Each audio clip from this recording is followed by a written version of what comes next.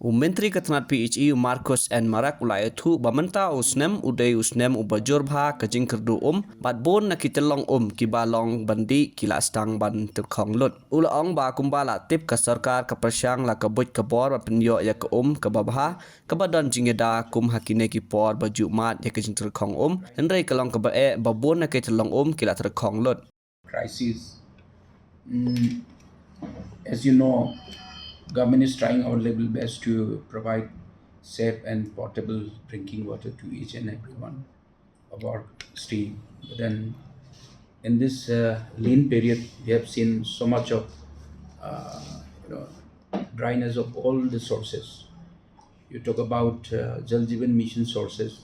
Most of the sources are drying up, and even the main reservoirs where we have created for the supply of drinking water, all the sources are getting dry. Some of the sources are left only 20%. Just imagine 80% gone totally. And most of the sources are drying up. Worst part is in Garo Hills, Tura, Southwest Garo Hills, North Garo Hills. Of course in East Garo Hills also, but then since we are having more sources and then there are many tributaries also, so somehow we are managing. But comparatively, most of the sources in Meghalaya is drying up. This is because of the reason is each one of us knows that it's because of the um, climate change that is happening all across the globe. Probably because of that. Department and as a government, I can say that has been trying our level best. We have tried our level best to sensitize the people not to encroach the sources areas. Even in Garo Hills, we still practice the shifting cultivation. There, in the shifting cultivation also, there was a laws enacted in district councils as well to protect the catchment areas. But then we can't do anything. Nokmas are the land owners there, and then they, go for the shifting cultivation every year, and then that's how the systems are affecting.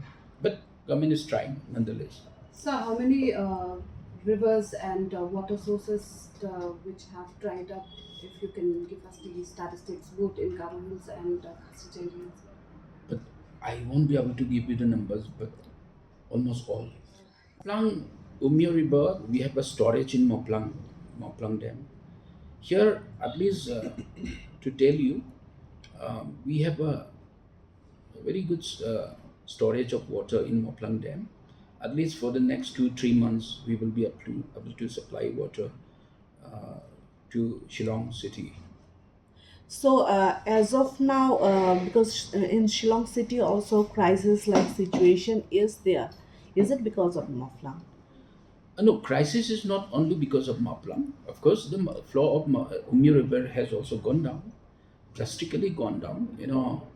The sources where normally we were expecting more flow is only 50% now. And but because we have a good storage dam there in Moplang, we can I can say that at least for the next 2-3 months we'll be able to supply water. If rain don't comes early, even then we can we'll be able to supply water.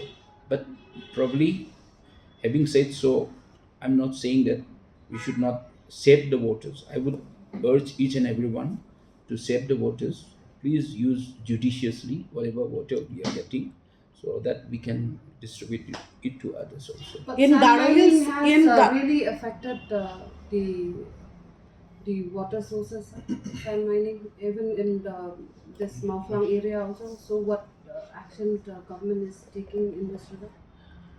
Action in the sense, we need an alternative livelihood for them, for which government has come up, 344 crores have already been chopped out and sanctioned, and this will be implemented very soon. There are different components of the work there. So, particularly this money has been sanctioned to protect the source of Umyo River and also the Kanol River in Garo Hills.